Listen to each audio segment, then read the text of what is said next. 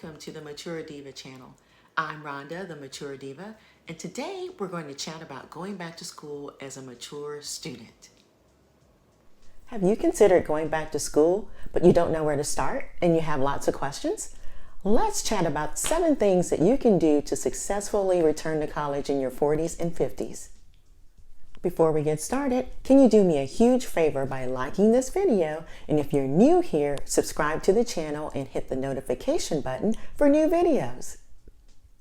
Here's my story. I'm 52 years old and I've just earned my master's degree in leadership from Capella University.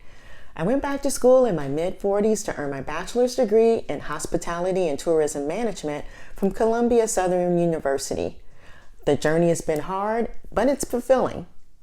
I'm happy to share my journey because it can be scary when you're looking at everything that must be considered when returning to school. I'm here to let you know you can do this. And here are 7 things that you can do to return to school successfully.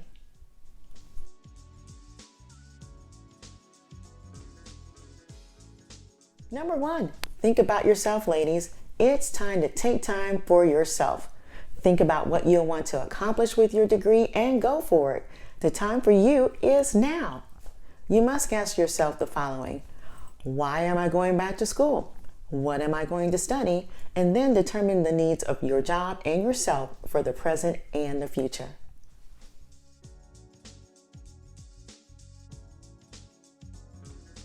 Number 2, ask yourself the following questions truthfully. Do you like the job you have? Do you see yourself in this job long term? If you didn't do this job, what else are you interested in? Now keep in mind, this does not have to align with business. Maybe you have a dream that is totally in a different field. Maybe it's starting a catering business, being a travel consultant, or being a writer. Here's a good question. What is your dream job? What does it look like? And what steps do you have to do to get there? Would you consider studying something now to prepare for retirement? Remember, now is the time to act, especially if your company will pay for it. We'll discuss that a little later, but it is something to consider.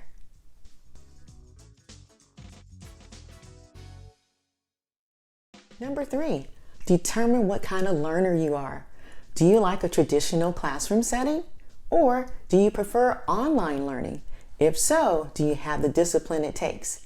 Maybe a hybrid setting, which is a combination of classroom setting and online learning.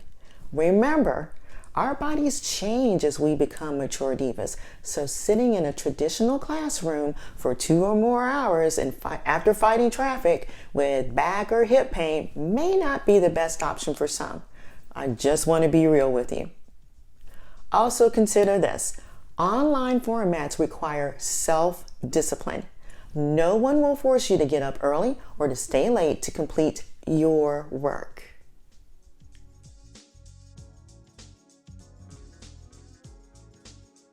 Number 4, determine the college or university you want to attend and why.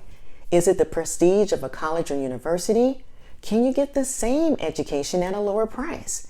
Is it a family tradition that everyone in your family attended? Is it a particular program or certification that you can't get anywhere else? I want you to do your research and learn the accreditations of the institutions that you want to attend and their reputation. You can ask HR professionals you know about their perception of the institution that you want to attend. You can call your HR department at work and ask them their perception of the institution. You can also ask hiring managers at the team or the company that you want to join about their opinion. And lastly, ask graduates about their experience getting a job with a degree or certification from the institution or program you're considering.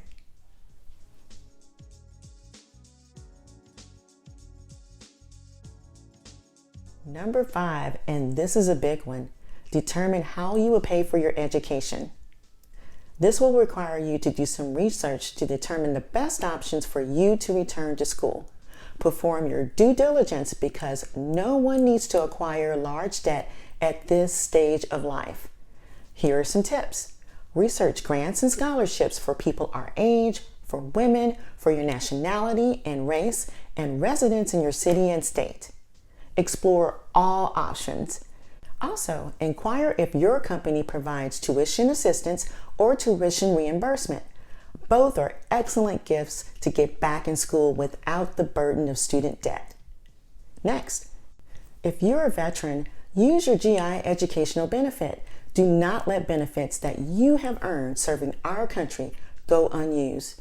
If you're a veteran, I thank you and my family appreciates you and everything you've done for our country. Next, ask friends and family to give you money for education for your birthday and holiday gifts, or set up a GoFundMe account. Also, ask your church if they have a scholarship for adults.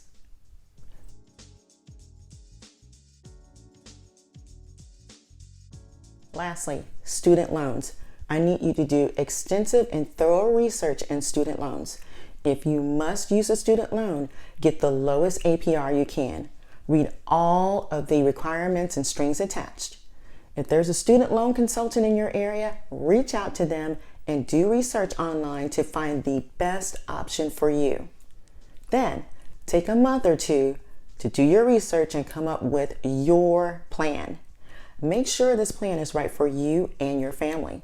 This is very important, so do not base your plan off of what worked for your sister, your brother, your friends, or your coworkers. Only you are responsible for your own happiness and your educational outcome.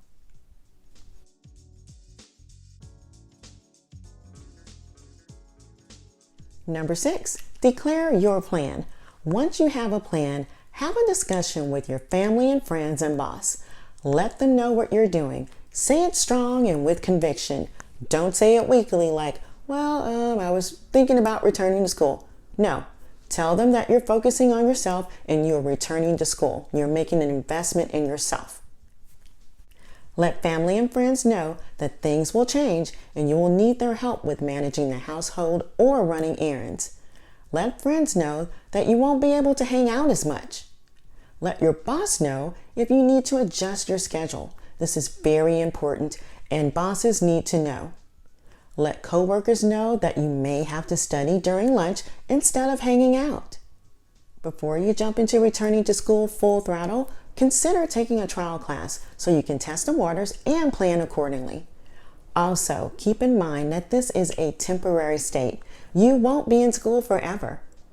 The sacrifice that you make for a year or two can have a major impact on your accomplishments and happiness down the road. Once you get into the groove of school, time goes by quickly, and you just might ask yourself, why I waited so long to return. Do not let your age discourage you from returning to school. A boss once told me that he overheard an employee complaining that they were in their late 40s and would be 50 years old when they finished their degree. He told them to go for it. Either you'll be 50 years old with your degree or 50 years old without your degree. Time waits for no one, so take action now.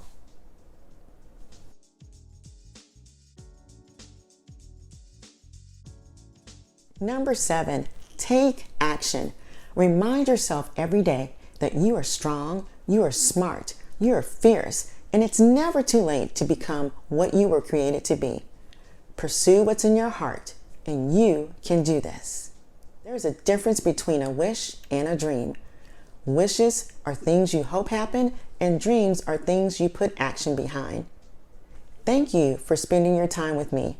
Remember to hit that like button and subscribe to this channel for other great discussions for Mature Divas. Subscribers are eligible to win one of our fantastic periodic giveaways, so don't miss out. Until next time, have a fantastic day.